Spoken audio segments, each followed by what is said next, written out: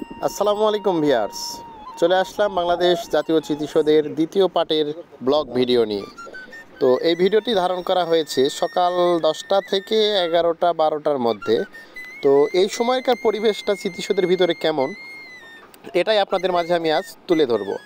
তো ভিডিওটা মনোযোগ সহকারে দেখতে থাকুন।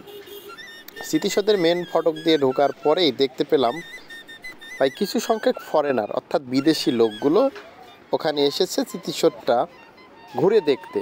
তো এখানে বাংলা ভাষায় একটা লোক তাদেরকে বুঝিয়ে দিচ্ছিল এবং তার সাথে দুভাষী একটা লোক ছিল, সেও তাকে ট্রান্সলেশন করে বুঝিয়ে দিচ্ছিল। তো ওখান থেকে আমি কিছুক্ষণ তাদের কাজ কারবারটা দেখলাম, আসলে ভালোই লাগলো।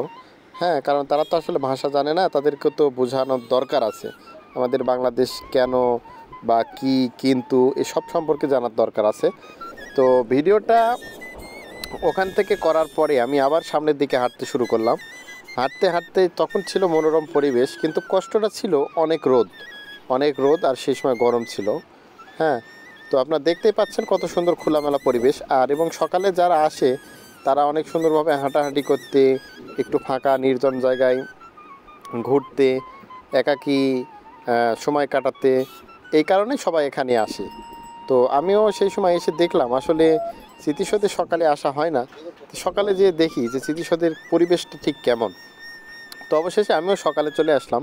তো সকালে আসার পরে চারিদিকে তাকিয়ে দেখি শুধু রোদ, লোকজন অনেক কম, খুব একটা লোকযোগ দেখা যাচ্ছে না।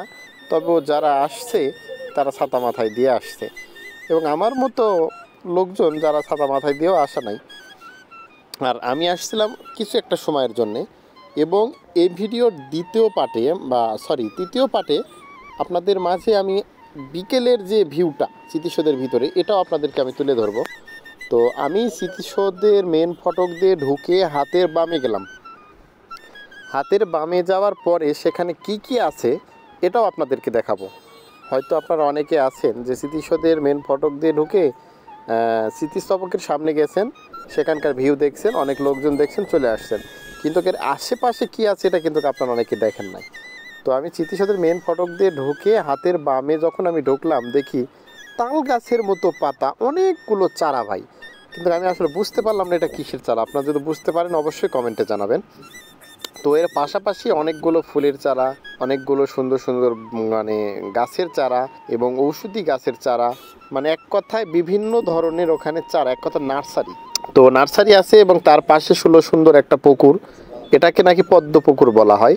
তো আসলে পদ্ম পুকুরে পদ্ম ছিল না, হ্যাঁ, কয়েকটা গাছ ছিল কিন্তু সেই সময় এখনো ফোটে নাই।